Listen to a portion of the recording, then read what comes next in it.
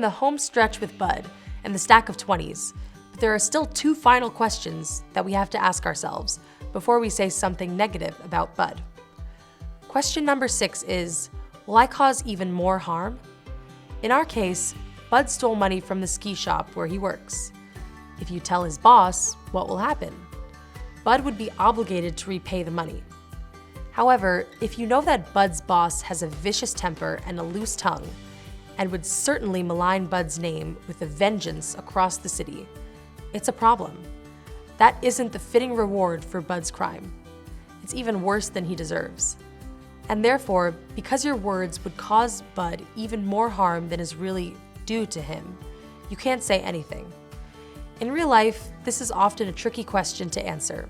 It may be hard to know what the fitting reward would be in this complex world in which we live.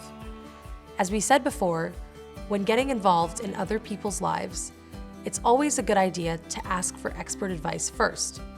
As it says in the Talmud, Tractate Tamid, chapter 4, who is wise? One who sees what will result from their decisions. For question number 7, the final question, we ask, did I try alternatives? We have to ask ourselves whether there is another way to achieve the constructive goal without saying anything negative about Bud. In this case, the constructive goal is to get Bud to pay back the money he stole. So what are some alternatives? Firstly, we mentioned that we could speak directly to Bud and encourage him to admit what he did and pay back the money. We also could try waiting to see if he regrets his misdeed and admits the act on his own.